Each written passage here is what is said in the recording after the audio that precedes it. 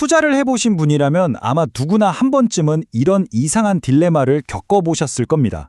시장이 오르든 내리든 이상하게 마음은 늘 불편하다는 거죠. 오늘 이 시간에는 바로 그 불편함의 정체가 무엇인지 한번 깊이 파헤쳐 보겠습니다. 자, 한번 보세요.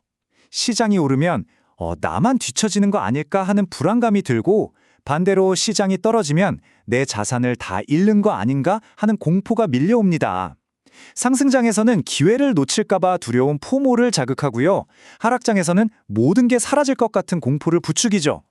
어느 쪽이든 결론은 하나로 귀결됩니다. 네, 바로 끊임없는 불안 상태입니다.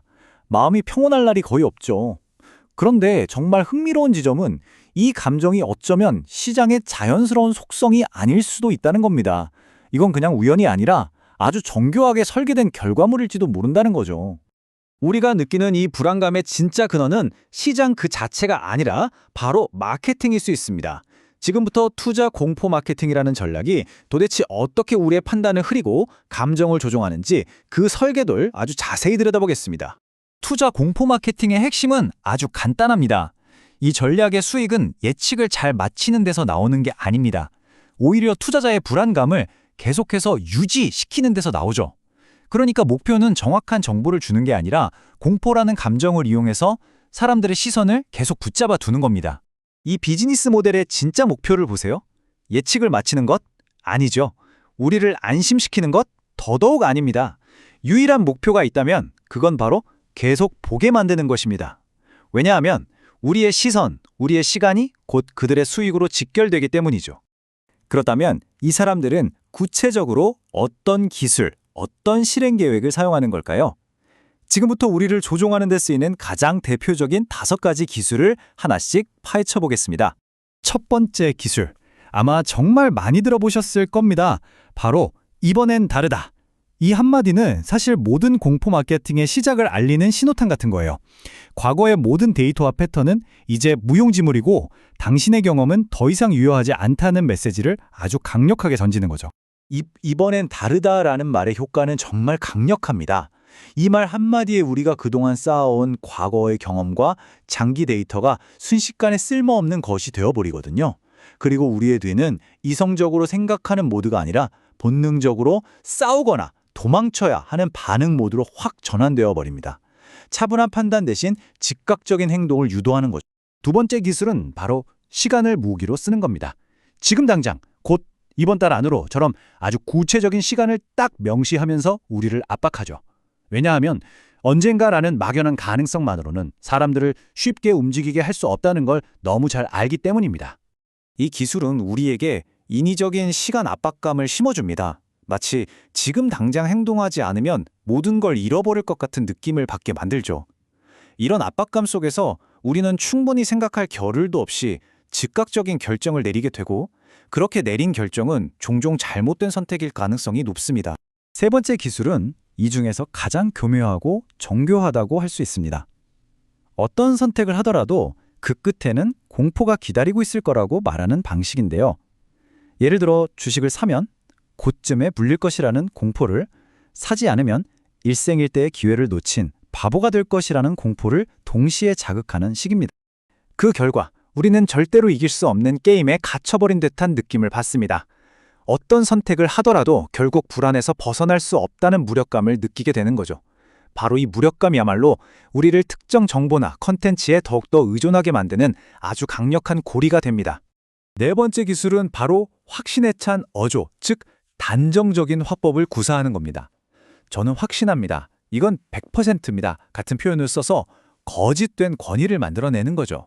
왜 이런 화법을 쓸까요? 사실 우리 뇌는 불확실하고 신중한 표현보다는 단정적이고 확신에 찬 목소리를 더 신뢰하는 경향이 있습니다.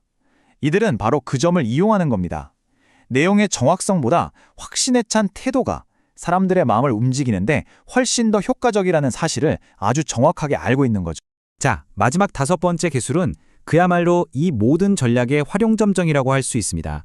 어떤 결과가 나오더라도 결국 자신의 말이 맞았다고 주장할 수 있는 완벽한 논리적 함정을 파놓는 거죠.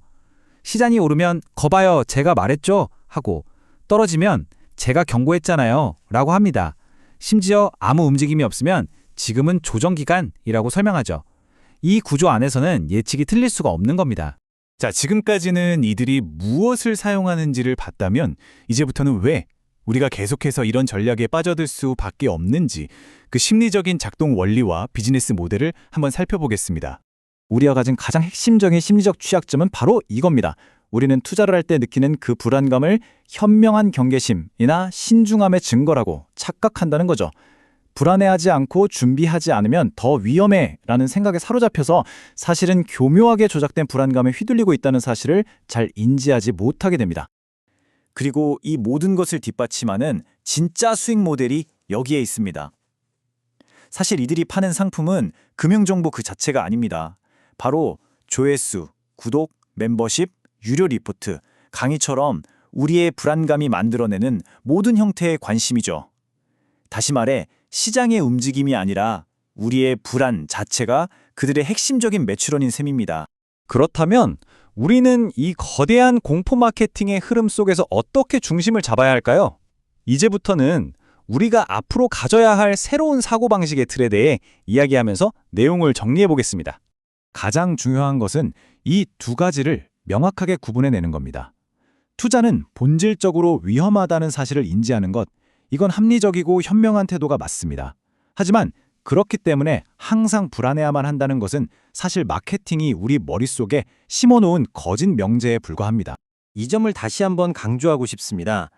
우리가 투자 과정에서 겪는 대부분의 극심한 불안감은요, 실제 리스크의 크기에 비례하는 것이 아니라 사실은 공포 마케팅이 낳은 부산물일 가능성이 매우 높습니다.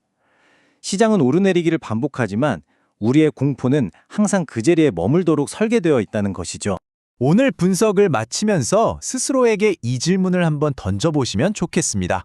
지금 내가 느끼고 있는 이 불안감, 과연 내가 관리해야 할 실제 위험에서 비롯된 것일까요? 아니면 그저 누군가가 아주 잘 만들어 놓은 마케팅의 결과물은 아닐까요? 이 질문에 대한 답을 스스로 찾아가는 과정이 바로 현명한 투자의 진정한 시작점이 될 것입니다.